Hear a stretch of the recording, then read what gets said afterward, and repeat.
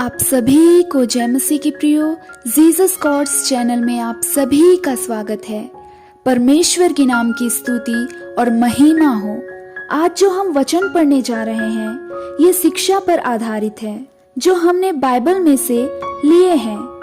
आप सब जानते हैं कि टीचर्स डे आ रहा है 5 सितंबर को, तो मुझे ऐसा लगा कि इस टीचर्स डे पर मुझे एक अलग से वीडियो बनानी चाहिए और आज हम बाइबल में से कुछ ऐसे ही वचनों को देखेंगे जिससे हम आत्मिक शिक्षा पा सकें। तो चलिए वचनों की तरफ बढ़ते हैं। पहला जो वचन हम देखेंगे, पहला कुरिन्थियों 12 अध्याय और 28वां वचन। इस प्रकार से लिखा है, और परमेश्वर ने कलीसिया में अलग अलग व्यक्ति नियुक्त किए हैं, प्रथम प्रेरित, दूसरे भविष्यवक्ता, तीसरे शिक्षक, फिर सामर्थ्य के काम करने वाले, फिर चंगा करने वाले और उपकार करने वाले, और प्रधान और नाना प्रकार की भाषा बोलने वाले। देखिए मेरे प्रियो, इस वचन में पौलुस बात कर रहे हैं कि परमेश्वर ने कलीसिया में अलग अलग लोग जो है नियुक्त किए हैं। सबसे पहले तो है प्रेरित, फिर दूसरे हैं भविष्यवक्ता जो भविष्यवाणी करते हैं, और तीसरे हैं शिक्षक जो हमें आत्मिकता की शिक्षा प्रदान करते हैं। आत्मिक शिक्षा क्या है? वचनों की समझ। और आत्मिक शिक्षक कौन है? हमारे कलीसिया के पास्टर जो हमें वचनों को समझाते हैं, सिखाते हैं। जैसे एक स्कूल में एक टीचर अपने स्टूडेंट को समझाते हैं, सब्जेक्ट के बारे में पढ़ाते हैं, वैसे ही आत्मिक शिक्षक जो हमारे पास्टर होते हैं वो हमें बाइबल के वचनों से गो थ्रू करवाते हैं और हमें इन बाइबल के वचनों को कैसे पढ़ना है, कैसे इन्हें मानना है, अपने जीवन में कैसे हमें इनके ऊपर चलना है, ये हमें सिखाते हैं। तो आत्मिक शिक्षक हमारे कौन हैं? हमारे पास्टर हैं। तो इस टीचर्स डे अपने पास्टर को भी जरूर विश कीजिए क्योंकि वो हमारे आत्मिक शिक्षक हैं। आइए हम और भी वचनों को देखें। रोमियो 12 अध्याय और 7वां आयत। यदि सेवा करने का दान मिला हो तो सेवा में लगा रहे, यदि कोई सिखाने वाला हो तो सिखाने में लगा रहे। तो प्रियो, इस वचनों में भी पौलुस क्या कह रहे हैं कि यदि कोई सिखाने वाला हो तो वह सिखाने में लगा रहे। सिखाने वाला कौन है? सिखाने वाला आत्मिकता का ज्ञान देने वाला, वचन को सिखाने वाला हो तो वो क्या करे? सिखाने में लगा रहे, क्योंकि प्रभु में उसकी यही सेवा है कि दूसरों को वह वचन सिखाए। रोमियो 15 अध्याय और 4था आयत। जितनी बातें पहले से लिखी गई वे हमारी ही शिक्षा के लिए लिखी गई है कि हम धीरज और पवित्र शास्त्र की शांति के द्वारा आशा रखें। इस वचन में भी हम यही पढ़ रहे हैं कि जितनी बातें बाइबल में लिखी गई है वो हमारे शिक्षा के लिए लिखी गई है, हमारी आत्मिक शिक्षा के लिए लिखी गई है, ताकि उन वचनों के द्वारा हम अपने जीवन में धीरज रख सके और परमेश्वर पर आशा रख सके। नीति वचन 9 और 9 आयत। बुद्धिमान को शिक्षा दे, वह अधिक बुद्धिमान होगा। धर्मीय को चिंता दे, वह अपनी विद्या देगा। लूका रचित सुसमाचार 6 अध्याय और 40वां वचन। चेला अपने गुरु से बड़ा नहीं, परंतु जो कोई सिद्ध होगा वह अपने गुरु के सामने होगा। भजन संहिता 32। मैं तुझे बुद्धि दूंगा और जिस मार्ग में तुझे चलना होगा उसमें तेरी अगुवाई करूंगा। मैं तुझ पर कृपा दृष्टि रखूंगा और सम्मति दिया करूंगा।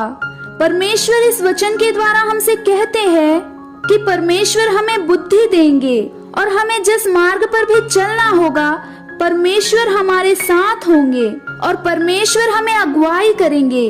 परमेश्वर हम पर कृपा दृष्टि बनाए रखेंगे और हमें सम्मति दिया करेंगे। अगला जो वचन है गलातियों 6 अध्याय और 6 आयत। जो वचन की शिक्षा पाता है वह सब अच्छी वस्तुओं में सीखने वाले को भागी करे। नीति वचन 22 अध्याय और 6 आयत। लड़के को शिक्षा उसी मार्ग की दे जिसमें उनको चलना चाहिए, और वह बुढ़ापे में भी उससे ना हटेगा। दूसरा तीमुथियुस 3 अध्याय और 16 आयत। हर एक पवित्र शास्त्र परमेश्वर की प्रेरणा से रचा गया है और उपदेश और समझाने और सुधारने और धर्म की शिक्षा के लिए लाभदायक है। कुलुसियों 3 अध्याय और 16 वचन।